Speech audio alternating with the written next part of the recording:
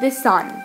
Since before the birth of science, people have realized the importance of it, with civilizations such as the Egyptians and Aztecs worshipping and building their livelihoods around the star.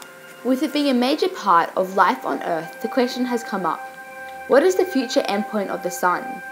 To explore this question, it is important to understand its mechanisms. The sun is the largest object in our solar system, containing more than 99.8% of our solar system's total mass.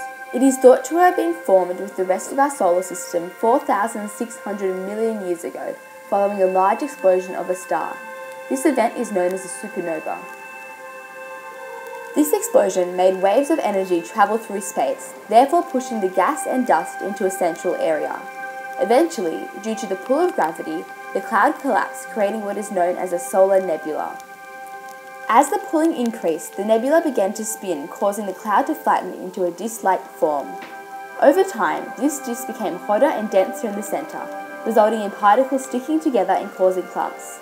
These would eventually become planets and moons. Within the next 50 million years, as the cloud continued to collapse inwards, the center became incredibly dense and hot, which eventually resulted in the forming of a star, our sun. Today it is made up from 70% hydrogen, 28% helium, and small amounts of heavier elements such as carbon, nitrogen, and oxygen. The sun produces as much energy as 1 trillion megaton bombs every second. This is all due to how it burns. The sun doesn't burn like wood. It burns similar to a gigantic nuclear reactor. The majority of its energy is created in the sun's core, which extends from the center to about a quarter of the sun's radius. In the core, it is extremely dense and hot, with temperatures over 13 million Kelvin. Here, energy is created by a process known as the PP chain, which converts hydrogen into helium through nuclear fusion. This energy is then radiated out from the core and moves through our solar system. In about 5 billion years' time, the sun will eventually run out of hydrogen and helium. This will cause the core to come in contact with the outer layers, causing the sun to expand, cool, and become less bright. This is called a red giant. Its size will increase so dramatically it will engulf Mercury, Venus, and finally Earth. From here, the helium atoms in the core will fuse, creating carbon, and the outer layers will drift off into space, becoming a planetary nebula, exposing the shrinking and cooling core. The remaining star is called a white dwarf.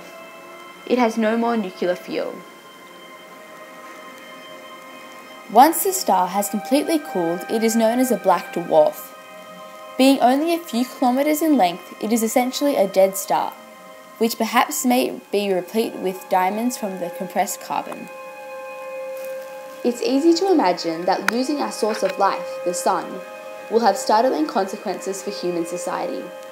The downfall of our solar system starts in 1.1 billion years' time, when the Earth heats up due to the expansion of our sun. This will cause all the ice caps to melt and the oceans to boil away, resulting in a hot and dry planet. The loss of water will be detrimental for human society.